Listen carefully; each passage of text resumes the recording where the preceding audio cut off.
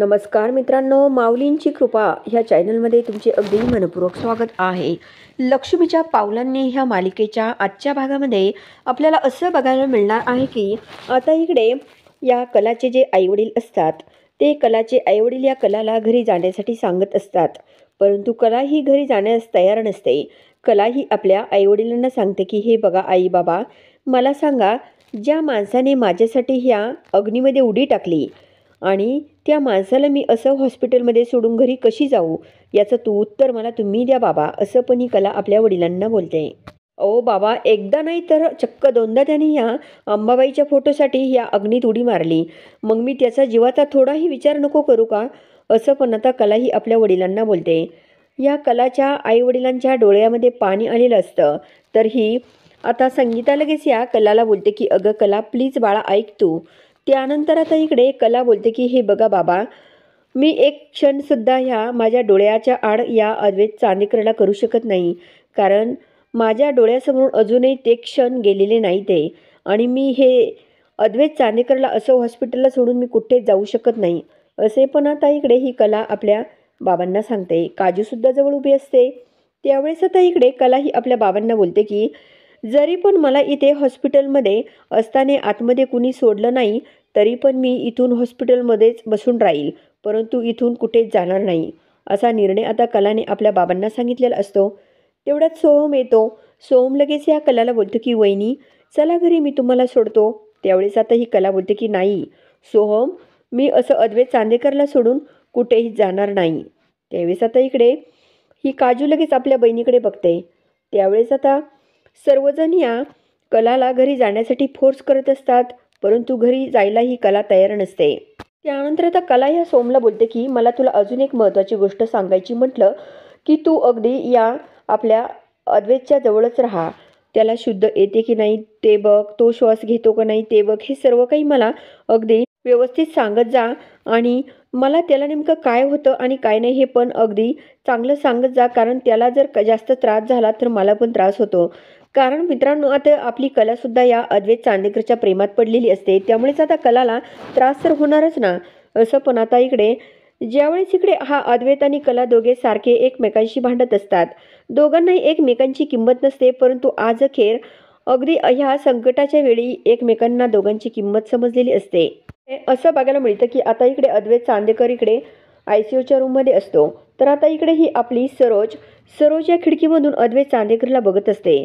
आता मित्रांनो, किती जरी काही झालं तरी सरोजचा हा मुलगा अद्वैत असतो. कुठल्या मुलाची अशी अवस्था झाल्यावर आईच्या मनाला बरं वाटत असेल हो? अजिबात नाही. तर आता इकडे ही सरोज बोलते की दादा तुला कधी बरं वाटेल, असं पण ही रडतच आता सरोज आपल्या मनाला सांगते. असं बघायला मिळतं की आता इकडे घरी राहुल आणि नैना बसलेले असतात. राहुलला तर काहीच घेणं देणं नसतं. नैनासुद्धा आपल्या मोबाईलमध्ये बघत असते, आणि त्याच वेळेस आता इकडे आबांना काही चैन देत नसतं. आबा हे घरामध्ये चक्कर मारत असतात आणि आबा बोलतात की किती वेळ झालाय, रात्रीची वेळ झाली, आणि यांनी एखादा कॉल तरी करून सांगावं की नाही घरी काय आहे हॉस्पिटलला. त्यावेळेस आता इकडे हा राहुल बोलतो की आबा अजून तरी कुणाचा कॉल आला नाही हो. त्यावेळेस आबा बोलतात की अरे एक काम कर, माझ्या मनाला अजिबात चैन देत नाही, तू एकदा हॉस्पिटलमध्ये कॉल करून बघ की नेमकं काय परिस्थिती आहे तिकडे, बघ बरं कॉल करून, असे पण आता इकडे आबा या राहुलला सांगतात. इकडे आबा बोलतात की बरं ते राहू दे, एक काम कर ना, तू कॉल करण्यापेक्षा तिथे हॉस्पिटलला प्रत्यक्ष डोळ्यांनी बघ ना नेमकं काय आहे तिकडे चालू, असं पण आबा या राहुलला सांगतात. परंतु राहुल काही तिकडे जायला तयार नसतो. त्यानंतर आता इकडे आबा लगेच बोलतात की जाऊ दे, तुला जर जायचं नसेल तर तू जाऊ नको, परंतु मी तिकडे लगेचचे लगेच जातो, असे म्हणत आबा थोडेसे पुढे जातात, तर लगेच राहुल उभा राहतो आणि बोलतो की नका आबा, तुमच्यासाठीच मी जातोय बरं का, नका जाऊ तुम्ही, असं पण आता राहुल या आबांना बोलतो. तेवढ्यात आता नैना बोलते की राहुल मला पण यायचंय तुझ्याबरोबर, असं पण आता इकडे नैना या राहुलला सांगते. आता इकडे असं बघायला मिळतं की आता इकडे राहुल आणि नैना हॉस्पिटलला येतात. बाहेर आता इकडे ही कला, संगीता आणि काजूचे वडील काजू सर्वजण बाहेर अद्वैत कधी शुद्धीवर येतो याची अगदी वाट बघत असतात. तेवढ्यात कलाचं लक्ष तिथे कोपऱ्यामध्ये असणाऱ्या देवीच्या फोटोकडे जातं. आता कला लगेच उठून त्या देवी मातेच्या फोटोसमोर जाऊन उभी राहते. त्यानंतर आता इकडे कलाला अद्वैतने आपल्याला त्या अग्नीतून कशा प्रकारे तो अंबाबाईचा फोटो आणून बाहेर कसा दाखवला हे सर्व क्षण डोळ्यासमोर येतात. लगेच देवी मातेसमोर हात जोडते आणि कला ही देवी मातेला बोलते की हे बघ देवी माते, तुझी कृपादृष्टी त्याच्यावर कायम असू दे, त्याला लवकरात लवकर शुद्धीवर आण, असं पण आता इकडे ही कला या देवी मातेला हात जोडून बोलत असते.